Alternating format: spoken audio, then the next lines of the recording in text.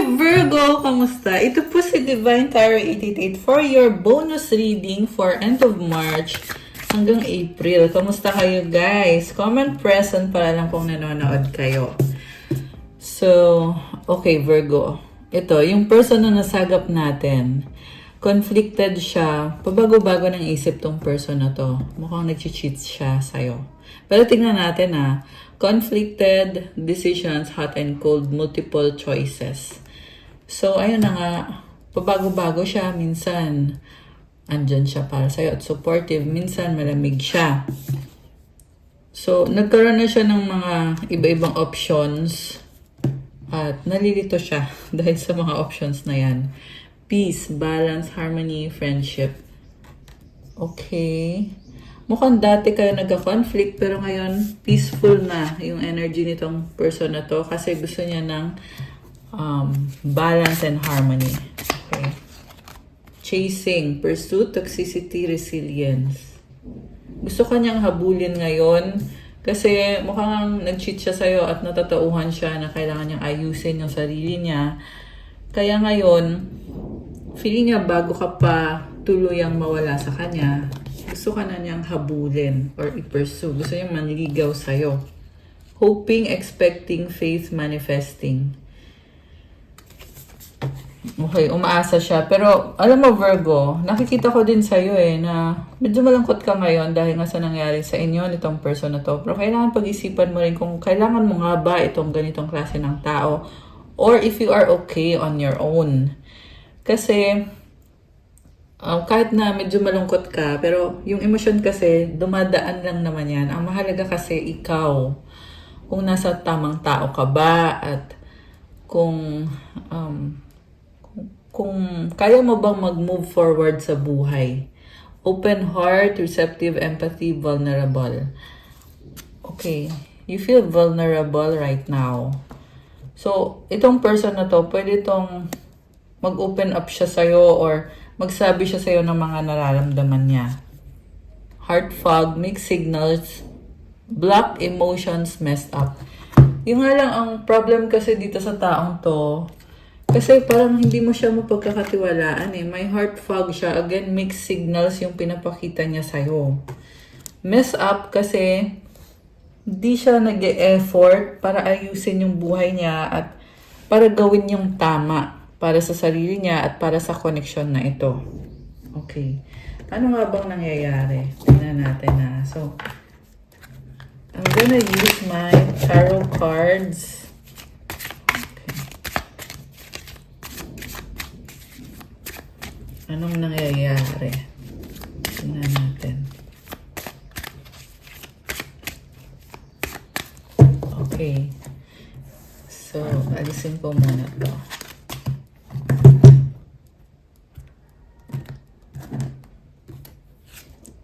Eight of Cups.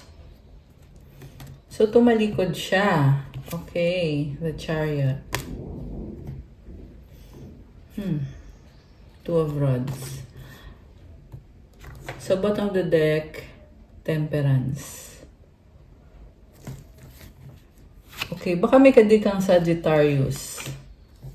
Meron din dito energy ng Cancer, water sign, Cancer, Pisces, Scorpio, fire signs, Aries, Leo, Sagittarius. Although this can be any sign. Yung person mo tumalikod na siya pero with the Chariot, binabalanse niya. So, pwedeng magpakita pa rin siya sa'yo na gusto ka pa rin niya or kailangan ka pa rin niya. Pero ang totoo niyan, nakikita ko busy siya kasi gusto niyang may mga pangarap siya para sa sarili niya. Very ambitious person. So, mataas ang ambition niya sa buhay. Four of Cups. Na-bored daw siya. Okay? Sa recent past ito. So, na-bored siya sa'yo. At ngayon, pinipili niya yung sarili niya. Okay? So, siguro nga, baka tingin niya dito, hindi ito yung relasyon para sa kanya. Kaya din siya pabago-bago ng isip sa'yo. Ibig sabihin, hindi mo kailangan ipilit ang sarili mo kung ayaw naman niya sa'yo. We have the King of Pentacles and the Page of Rods. High Priestess as the mutual energy. Outcome is the Two of Cups. So, focus niya ngayon yung career niya, finances niya. Siguro, nakikita mo sa kanya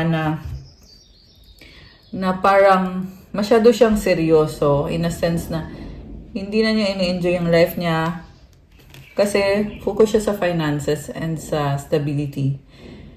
This can also be a provider.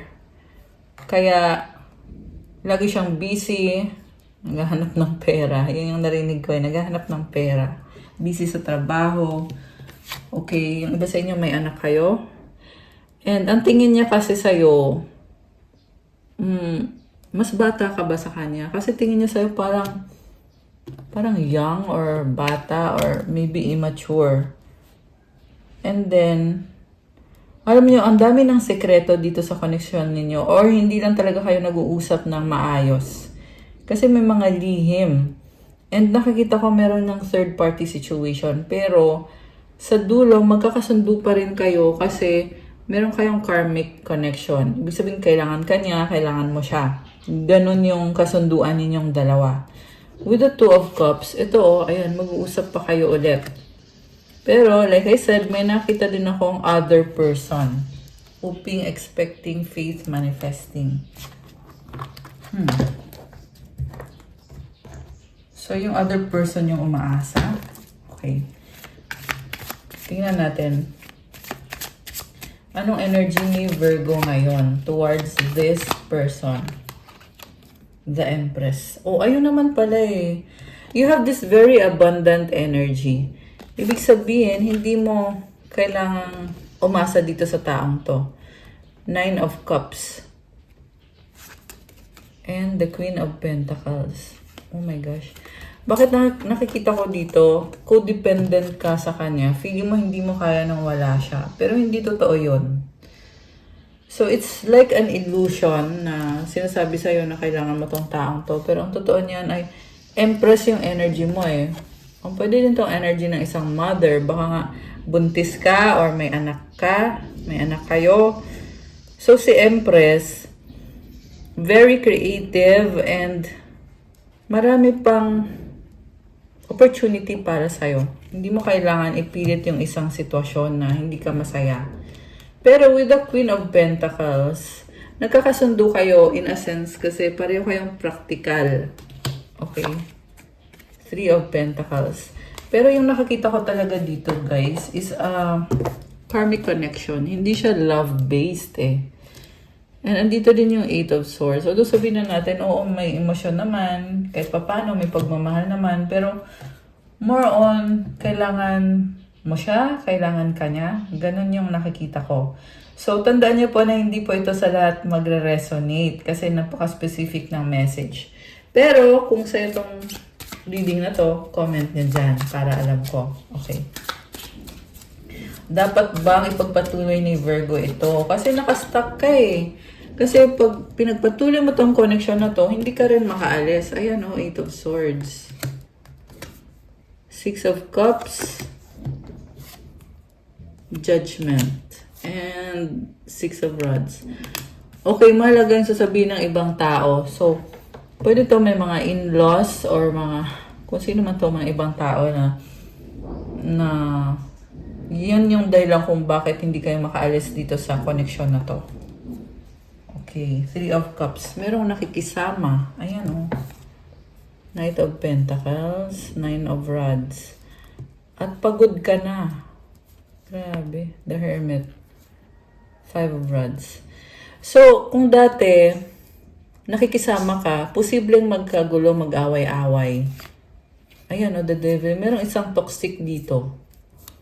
Okay? Isa sa itong mga babaeng to, or yung mga kapamilya mo or kapamilya nitong person mo. Okay. What's the outcome? Nine of Swords and the Strength card. So, ang outcome dito, kaya mo namang magtiis, pero alagaan mo yung mental health mo. Kasi napapa-overthink ka. Okay, with the Strength card, this is actually inner strength. Lakas ng loob mo. Six of Pentacles and the Four of Rods. Again, it's a confirmation na, oo, stable ka dyan, pero yung connection ninyo, hindi siya based sa love. Okay, the death card is here. 5 of Cups. Posible itong mauwi sa hiwalayan. Ayan, sorry guys. Alam ko hindi ito yung gusto nyo marinig na klase ng mensahe. Pero yun kasi yung lumabas dito sa reading today. Okay? May nakita ko dito na dahil nga sa kulang yung pagmamahal or kulang yung ipinoprovide nitong person na kadil mo, sa dulo ito create separation. Okay, ending. And merong luhaan dito, oh. Ayan, oh, 5 of Cups. Okay, anong mga mensahe ang gusto niyang iparating or kailangan mong marinig? Tingnan natin. Ito. Ito hindi to mensahe, pero mga energies to. Tingnan natin. Energies connected to Virgo, cycles, fate, karma, something ending, something beginning. Paulit-ulit lang ba yung nangyari? Communicate, compromise, forgive, work it out. Okay, kailangan nyo mag-usap. Moving, change of residence, moving in with your partner. Give it time, everything in divine timing, let things flow. Okay, Virgo, so maraming mang nangyayari at maraming kailangan pag-usapan, pero I'm hearing na hindi pa ito yung tamang panahon. Okay? Pero bigyan mo ng time, give it time, kasi mag-i-improve ang mga bagay-bagay. Ano pa? Liar. O may sinungaling na earth sign, Taurus, Virgo, or Capricorn. Ano pa? What's coming towards you? Water sign, Cancer, Scorpio, Pisces. Gambling, problems with addiction or gambling. Bad finances. Sexuality, someone is still figuring themselves out. Oh, the last one is patience. Just a few more months. Good thing come to those who wait. So, ito na yung mensahe. Tingnan natin. Mga mensahe galing sa person ni Virgo. Oh, cheating third party. Kaya pala. So, may third party. Kaya nanlamig siya sa'yo actually. Or malamig na ba siya dati? Tapos na, the end. Okay, pwedeng tapos na din yung cheating niya sa third party niya. Kaya babalik na siya sa'yo. Kaya siya hot and cold. Kasi pabalik-balik siya. Kisses. The one. The one that got away. Oh my gosh, bakit ganon? So, ayusin natin reconciliation. Makikipag-ayos siya sa'yo. Akin ka lang possessive. Kasi ayaw niyang mapunta ka sa iba. So, pwede to guys na sobrang binaliwala. Pero sa huli na tauhan din siya. Kaya gusto niyang bumalik. Emote, iyak, luha, problems, burden. Oh my gosh. Muling ibalik. Oh my gosh. Second chance in a relationship. Ayan, definitely may luha ang tao na gustong bumalik sa'yo, manghihingi ng second chance at umiiyak. Grabe.